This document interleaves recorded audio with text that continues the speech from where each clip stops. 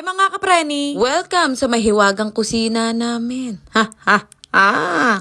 Kung ano-anong ayos na naman ang ginagawa ng nanay dito. Basta lagay doon, lagay dyan. Ay, nako. Ayaw nang naghahanap, gusto ka agad nakikita. Kita nyo yan, hindi yan yung takip kapreni, kulay red yun. Pero marami siyang pwedeng paglagyan kapreni, nakatago. Ayaw gamitin, ewan ko kung bakit. Gusto lang ata, ako ang bibili ng lalagyan eh. Kaya ka lang naman nag-iinarte kasi nagbablog ka, nakikita. Pero kung ano, wala ka namang pakialam eh.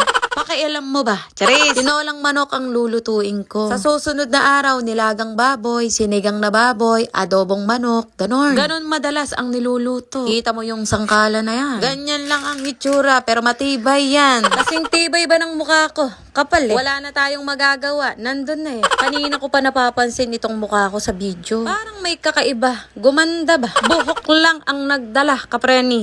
Sabi ng Daddy Chester, mas bagay sa akin ng chubby. Looking fresh, kapreni. Ay, talaga naman, Problema naman, kapreni, kapag tumataba ako, lalong lumalaki braso ko. Braso de Mercedes. Ay, nako. Pero sa totoo lang, may seryosong problema talaga ako. Yung problema sa paglaki ng braso ko, ay joke lang yun.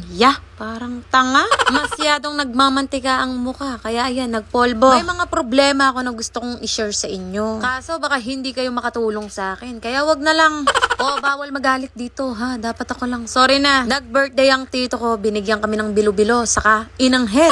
Ay pagkakasarap kapreni. Mainit na nga ulo ko. Sumabay pa ang panahon. Ay talaga naman, kapreni. Budang arte mo. Yeah. Paalis na sana kami at nakitang platang gulong. Sino kaya may balat sa puwet? Charis! Sumama si Kuya Kenneth yung pamangking ko kahit hindi pa sila naliligo. Kaming dalawa ni Ruwi, naligo. Dapat pala ako, nag-jogging pants na lang ako. Gumagamit na ulit ako ng lotion. Baka sakaling bumalik ang tunay na ugali ay ng tunay na kulay. Pasusukatan ko si Ruwi at Bible bearer siya sa kasal ng pinsan ko. Wala pa man kapreni, nag-uumpisa ng maglikot. Tinuturo ang pintuan kapreni, gustong pumasok. Akala ata bahay namin. Ay sus, Mariose. Lahat ng kinatatakutan niya, sinabi ko na ata, wag lang pumasok. Tama po ba sila na ang anak nyo ang kinuha nila? Ay, huwag naman kayo ganyan sa anak ko. Nakikita nyo lang na malikot yan, pero ganyan lang yan. Wala naman sinabi si ating ganon. Ako lang.